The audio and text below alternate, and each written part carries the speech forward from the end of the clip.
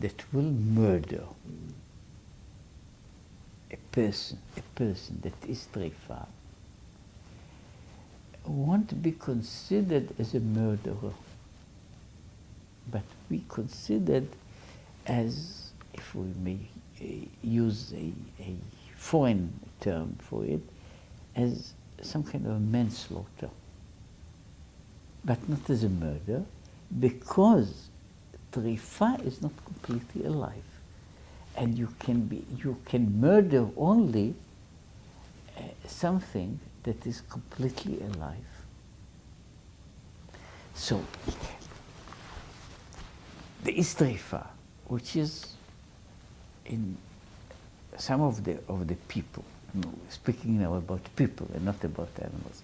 Some of the people that are treifah may walk around in the street without other people seeing that they are going to die. They are doomed, and they are doomed within a certain time, which is again,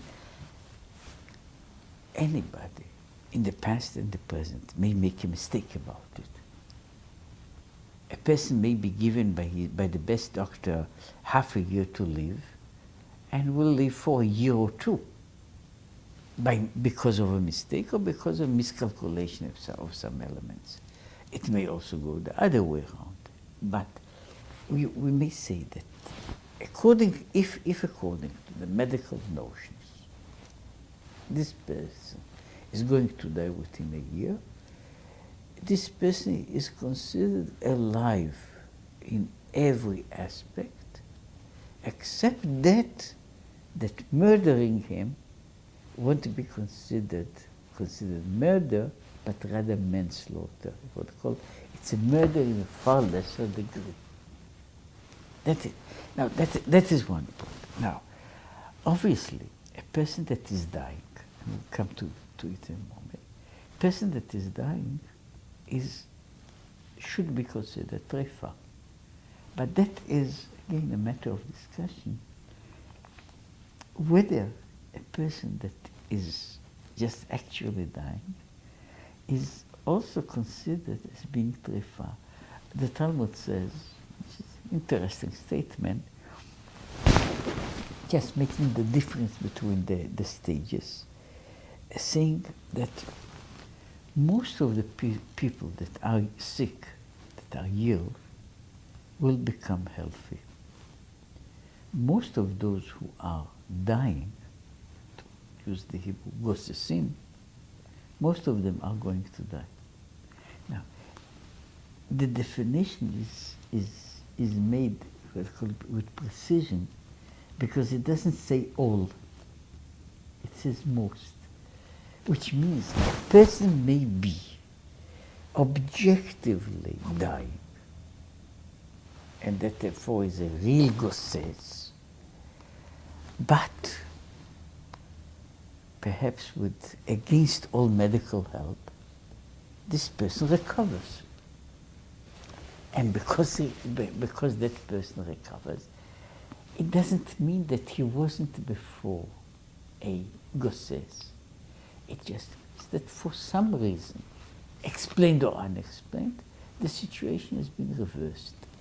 The reversal may be a long time change in a situation, or it may be a matter of a few days. But basically, we define it that a Gosses is a person that is now just dying, not that is in the danger of being dead, or is in a situation that is going to die, but is just now on what I call going in a very clear-cut and fast way, going towards death, which is, incidentally, even though there is no halachic clear definition about when a person is considered Gosses, not a complete one. There's also, medically speaking, there is no clear-cut way, even though there are different symptoms for a person, the changes in breath, changes in blood pressure and so on, that seem to be coming imminent, just immediately before, or a very short time before death. They are again not completely,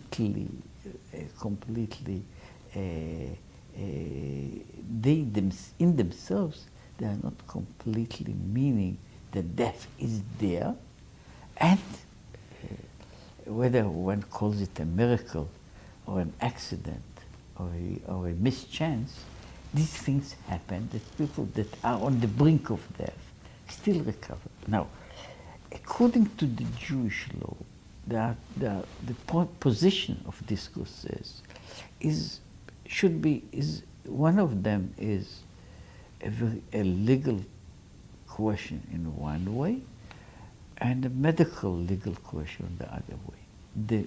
The legal question in one way is that until death, a person is alive, which means whether one is considered treifah or even Gosses, that person is still completely alive. Completely alive in the sense that he is not deprived of all the rights of the living, and he is considered again among the living, which means, among other things, such a person, even in that sense, it doesn't matter whether this person is a treifah or a Gosses.